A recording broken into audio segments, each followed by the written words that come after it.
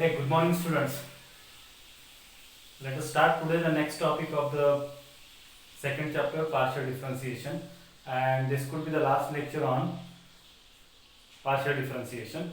So far, we have studied various topics, and the very last topic that we have studied is the change of variables from Cartesian to polar coordinate systems and problems based on that topic. Today, also, we are going to do the same thing.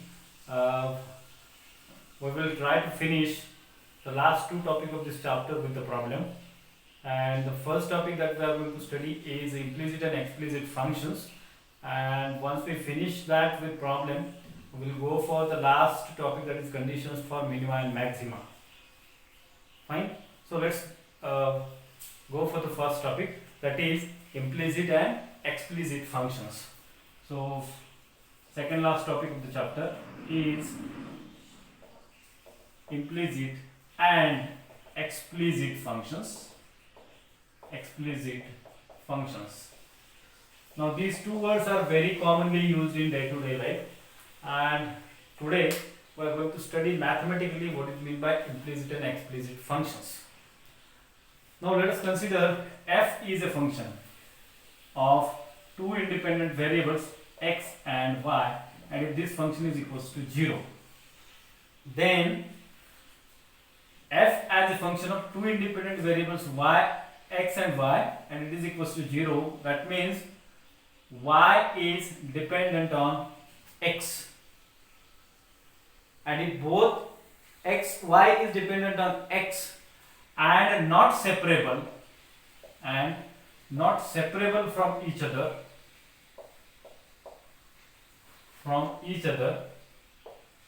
then the given function is said to be an implicit function.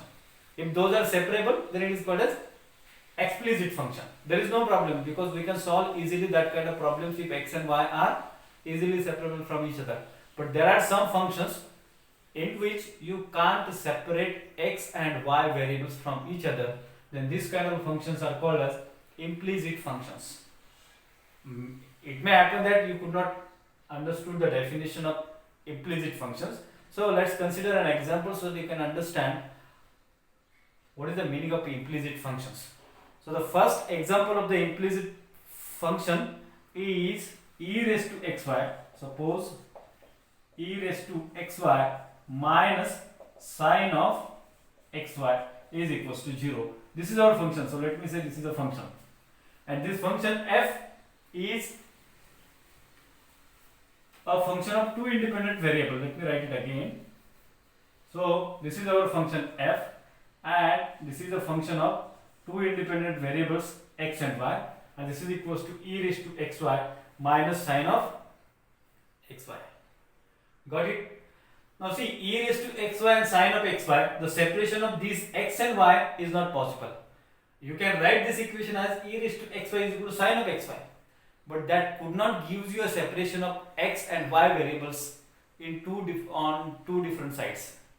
So therefore, the solution of this kind of problems becomes very difficult, and in order to become solution of these problems easy, we must use this method, that is the method of implicit functions. And to do that, let us consider a common example. Let's forget about this example for an instance, and let's consider again a function f. So this function f is a function of two independent variables whose value is equals to 0. The value of the function is already equals to 0. If the value of the function is equals to 0, then its total differentiation will give you a 0 value. Got it?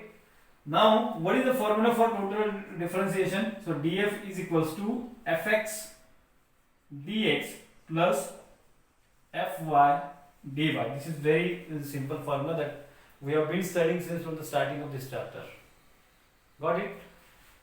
Now, the same function you can write by using chain rule. You just divide by dx on both sides. So you will get this is equals to fx by dx into dx by dx plus fy into dy by dx.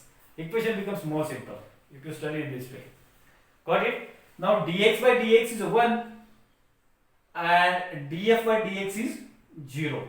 As df is equals to 0, so df by dx is equals to 0. So on the next step I can write this equation as 0 is equals to fx plus fy into dy by dx. That's all. Now let us say this dy by dx is equal to y prime. As the derivative is also indicated, dy by dx as a y dash. Fine. So let me write it now. I can write this equation as, for dy by dx, if I want to write, then you will get this. Shall I write directly? So dy by dx is equals to minus time fx by fy, or this is can be written as, now what is this df by dx? Fx by fy. Fx is nothing but partial differentiation of a function. So dou f by dou x divided by dou f by dou y. This becomes more easier to you. So this derivative dy by dx is equals to minus time dou f by dou x divided by dou f by dou y. You can indicate this as a y dash or y prime. So this gives you the solution of the functions which are implicit, in which the variable separation is not possible. Those kind of problems can be solved with the help of this kind of functions called as implicit functions. Got it? Hope you have understood the topic. Now let's go for a problem so that you will this topic will be more clear to you. So let's take the first problem.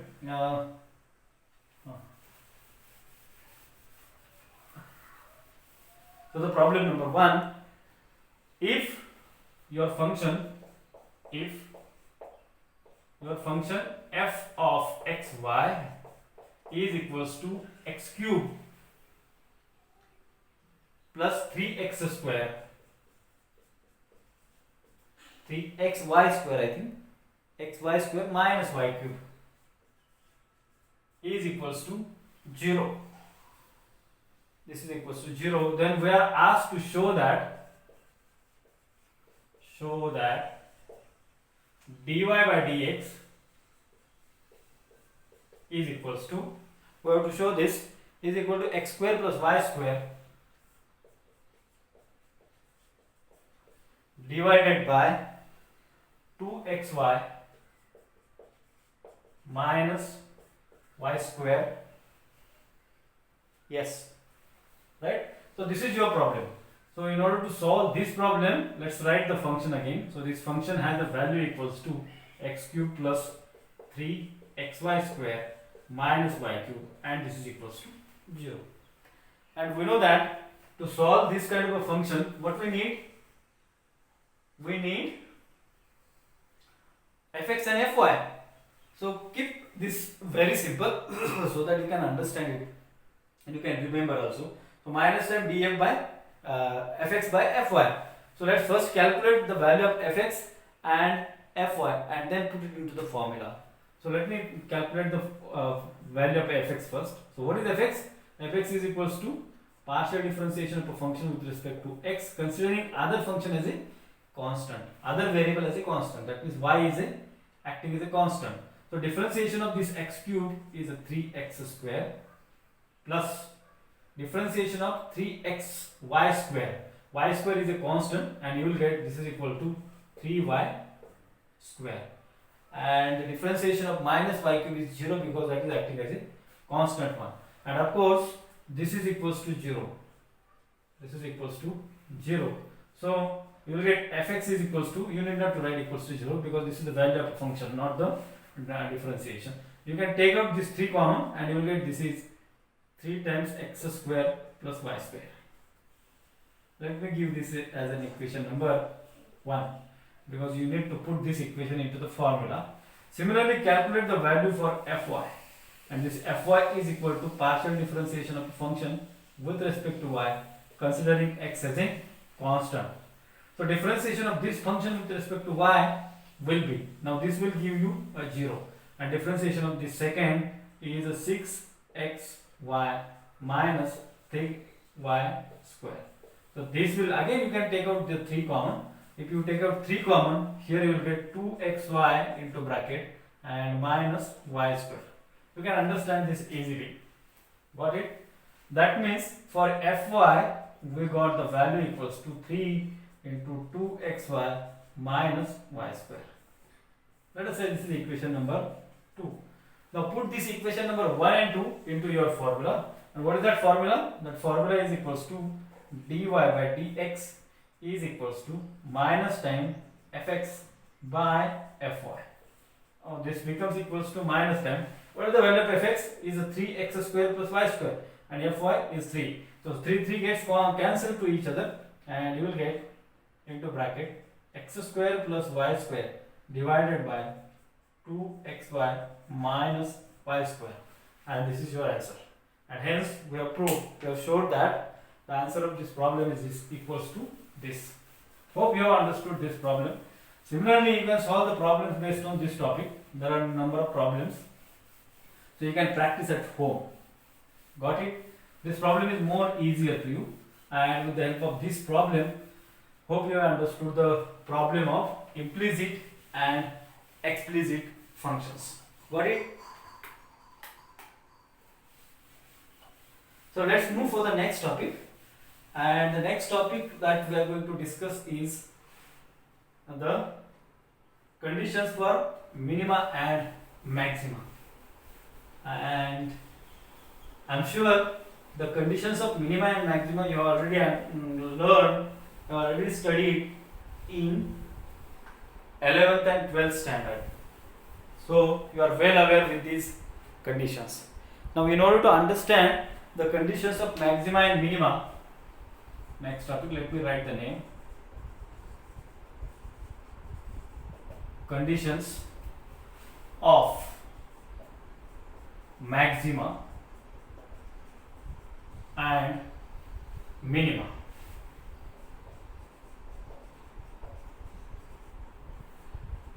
What are these maxima and minima? Maxima and minima are the points observed on the graph where the value of the slope is minimum and at other point the value of the slope is maximum. This is called as the minima and maxima points. Now to understand this, let us draw a graph, and there are three types of of course minima and maxima are the stationary points. These are the types of the stationary points. Got it? So let me draw a graph first. Suppose this is a variable x and this is a function f of x. X is an independent variable, f of x is a dependent on x. Got it? And let's consider a graph. Suppose this is a graph that you are having, and let's consider some points on it. Let us say this is my point A, this is point B, this is point C, this is point Q, and this is point S. Let me do this in this way. So this is point S. Got it? Now stationary points are of three types. Let me write here stationary point. Stationary points. If the derivative of the function at a particular point is equals to 0, then that point is called as the stationary points. And these stationary points are of three types. One is minima, or you can say minimum. Second one is the maxima,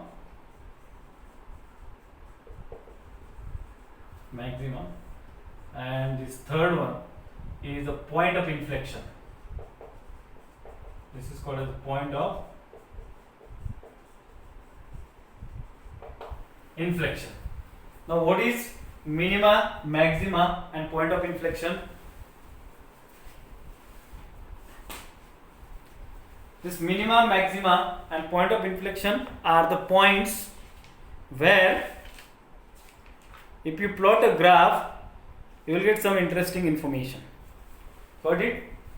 Now if the derivative dy by dx is equals to 0 at a particular point, if you observe the point B and you calculate the derivative or a slope, what is slope? Is nothing but dy by dx. Differentiation of x-axis variable on y-axis variable. Now y-axis variable is here f, so we should say here df by dx. Now its slope is equals to 0, being a flat line, right? There is no slope, so df by dx is equals to 0. So this is the condition for stationary point. If df by dx, this first order differentiation, is equals to 0, then that point is called as a stationary point. And stationary points are of these three types, that is minima, maxima and point of inflection. Now if you observe this graph, then you will come to know this graph is going down. Graph is going down from point A to B. Graph is going down from point A to B means what? Whatever the function you are plotting on y-axis and x-axis, so y-axis quantity with respect to x-axis quantity, A is going on decreasing. So the value of the function, in mathematical way I can say, the value of the function is going on decreasing from point A to B. And if you calculate the slope, that is df by dx, the slope will be a negative. It is clearly observed it is a negative straight line. So the slope is a negative. Got it? And if you observe the graph again from point B to C, so from point B to C the value of the function is going on increasing, that means it is a positive, isn't it? So if df by dx, the first order derivative df by dx is positive here, I can write here. So df by dx, this is a positive, this is not equals to 0. Got it? So this is a positive and here it is equals to 0, and the value of the df by dx is goes on increasing, and at this point the value is increasing. Got it? This is negative and this is positive. So therefore the first order derivative is positive. So therefore the second order derivative, if you calculate dou 2f by dou x square, that will be a positive and greater than 0. And if this is the condition at point B, that means point B is a point of minima. So we got the condition for minima is if the first order derivative, so df by dx is equals to 0, and second order derivative dou f by dou x square is positive, that means I can say greater than 0, then that is the point of minima. Similarly for the point of maxima point, so point Q is a maxima point. Why? Because its value is maximum here, if you observe, and if you calculate its value at point Q, then you will get the first order derivative equals to 0. So first order derivative is equals to 0 here, and if you analyze the point B on its both sides more carefully, then you will come to know this slope, that is df by dx, is a positive and this is a negative, right? So I can say the condition for this maxima is df by dx is equals to 0. This is the first condition, and along with that the dou f by dou x square is less than 0. Why less than 0? Because this second order derivative is decreasing. The slope at this point is going on decreasing, negative. So therefore this is the second condition for maxima. What is first? Df by dx is equals to 0. Of course this is the condition for stationary point, and these are the three types of the stationary points. 2 points we have already covered. Hope you have understood what is the condition for minima and maxima. Now let's go for the point of inflection. Now see, if you go ahead to the point Q on the graph, you will get point S. This point S is a point where its slope is equals to 0. That means the value of df by dx is equals to 0. Fine. And if you calculate its second order derivative dou 2f by dou x square or d2f by dx square, this will also give you the 0 value. Got it? So this point is called as the point of inflection, where its first order derivative is also 0 as well as second order derivative is also 0. That point is called as the point of inflection. At that particular point, the function remains steady for a particular time, and again it goes on decreasing. Above side it is coming decreasing, and below it is also going on decreasing. So this is the condition for the point of inflection. So I should write here the second order derivative dou 2f by dou x square is equals to 0 is called the point of inflection. Let me revise these three conditions very quickly. The conditions are simple. What is the condition for stationary point? To have a stationary point, the first order derivative must be equals to 0, and for the minima point, the second order derivative is positive. For maximum point, the second order derivative must be less than 0, that is negative, and for the point of inflection, the second order derivative must be equals to 0. So these are the conditions for minima and maxima if the function is a variable of one independent variable. Here you are having only one variable x. Now suppose if the function f is a function of two independent variables x and y, many variables, then what? Then what are the conditions for minima and maxima? And to solve this, if I can say the stationary points for multivariables or more than one variable, I can say. So I should drop this, and I can say I'll write here the conditions for many variables. Conditions for maxima and minima and minima for many variable. What is the change? Change is that f is a function of two independent variables x and y. If this is the case, then what are the conditions for maxima and minima in case of for multivariable function? So for multivariable function, we have a partial differentiation for a stationary point. Shall I write here only? Yes, that will be more easier for me. So for stationary points, I should drop this, and this name of the third stationary point is a different only, otherwise everything is the same. So for a stationary point, in case of many variables, fx and the value of fy must be equals to a 0. That means first order partial derivatives of the first function, first variable and second variable must be equals to 0. So dou f by dou x and dou f by dou y is equals to 0. This is called as a stationary point in many variables or more than two variables. Here we have considered only two variables. Got it? Now what are the conditions for maxima and minima? So minima condition is if f x y square, that is partial derivative. Let me write here. What is this? Dou 2f by dou y dou x. If this is equals to f x x and f y y, multiplication of f x x and f y y, but the value of this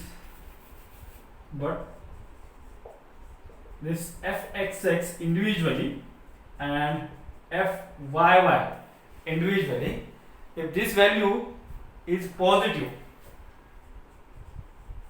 if this is positive, then this is the condition for minima. So dou 2f by dou y dou x is equals to dou 2f by dou x square into dou 2f by dou y square. If this is equals to this and individually fxx and fyy both are positive greater than 0, then this is the condition for minima.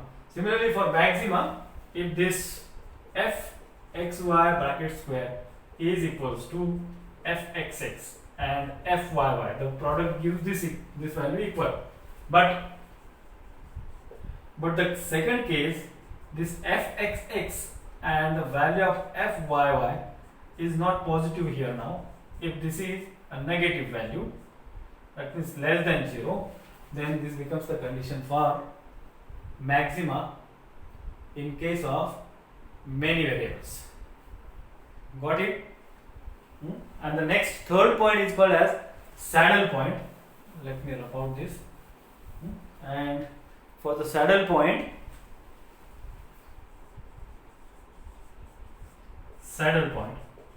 instead of point of inflection, it is called as a saddle point. And for saddle point, the second order derivative, that is fxy square, is equals to, if this is equals to a product fxx and fyy, but the value of this individual fxx and fyy is neither positive nor negative. If this is equals to 0, then that point is called as a saddle point. Got it?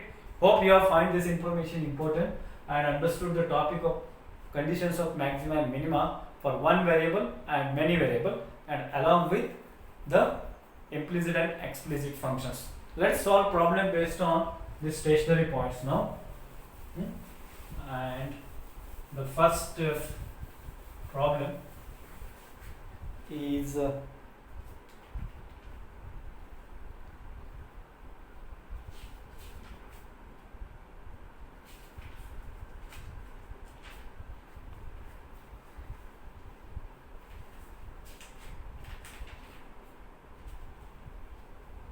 yes, if the position and nature of the stationary point of the function fx is equal to x cube minus 3x plus 3, fx is equal to x cube minus 3x plus 3,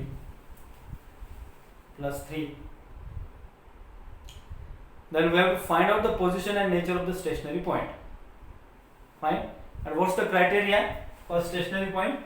You should take the first order derivative dou f by dou x. Now this is a single variable, only x. So dou f by dou x is equals to, this must be equals to, you have to equate with 0. So if you differentiate with respect to x, you will get 3x square minus 3, and this is equals to 0. You can take out 3 common,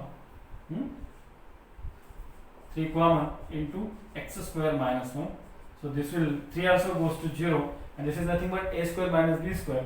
So this is equals to x minus 1 and x plus 1. This is equals to 0. That means the, what are the roots? Roots are x is equals to 1 and minus 1. So these are the 2 points of stationary point. These are the 2 points where function is stationary. Got it? Now in order to find the nature of a stationary point, what you have to do? Just calculate the second order derivative and put these values there. So second order derivative will be equals to dou 2f by dou x square. Let's first calculate the second order derivative, and its second order derivative will be equals to 6x, not x square, 3 into 2, 6x minus 0. And if you calculate the second order derivative of this function at these 2 points, at x is equals to 1 and at x is equals to minus 1, this will give you a 6 value, and dou 2f by dou x square at x is equals to minus 1, then this is equals to minus 6. That means second order derivative is equals to 6, greater than 0, positive. That means this is a minima point. Got it? So I can say here only, this is a minima point, minimum, and this is a maximum point. Hope you understood this also. Let's solve some problem, unsolved problem based on this topic. And what are the problems? Let's take one more problem. That is, if the function is 2x cube minus 3x square, fx is equals to 2x cube minus 3x square minus 36x plus 2. Then we have to find the position of stationary point and the nature of the stationary point. Now in order to find the position of a stationary point, do calculate the first order derivative dou f by dou x, and if you differentiate this equation, you will get 6x square minus 6x minus 36. This is equals to 0. If you take out 6 common and equal to 0, 6 will vanish and you will get x square minus x minus 36 only, because you have taken out the 6 as a common. Got it? If you calculate its root, let us see what kind of roots you will get. Minus b, that means plus 1, plus minus square root of b square 1 minus 4 a c upon 2a. So this will give you a root equals to 1 plus minus square root of 1 plus 4 into 6, 24, that means 25, that means root 5 by 2. 1 not root 5, because you will get 25, that means out of the root you will get 5 only. Got it? So 1 plus 5 by 2, 6 by 2, that means 1 point is 3, positive. And second point is 1 minus 5 by 2, 1 minus 5 is minus 4, and minus 4 by 2 is minus 2. So you got 2 points, 3 and minus 2. Now calculate the second order derivative and put the values of x is equal to 3 and minus 2, and let us see whether the second order derivative will get positive or negative. If the positive, then that is the point of minima. If negative, that is the point of maximum. So dou 2f by dou x square. Differentiate this function now with respect to x. This will be 2x minus 1, and if you calculate dou 2f by dou x square at x is equals to 3, then you will get 2 into 3 will be 6 minus 1 is a positive, 5 which is positive, that is greater than 0. That means this is x equals to 3 is a point of minima. Is a point of minima. We got the nature of the curve.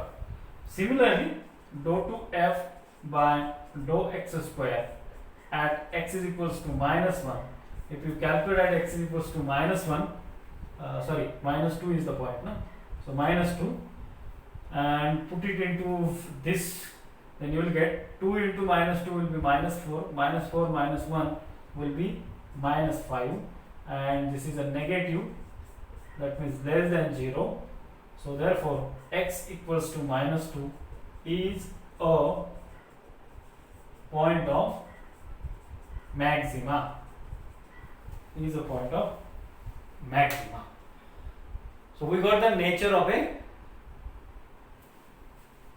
points on the graph, stationary point on the graph. Got it? Let's go for one more problem, last problem, or I think these are enough.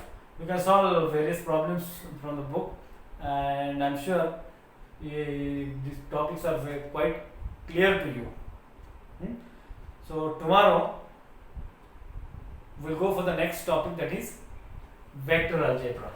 Hope you have understood the both topics, implicit and explicit functions, and along with these implicit and explicit functions we have finished the conditions for minima and maxima for one variable and more than one variable, many variables also. Thank you.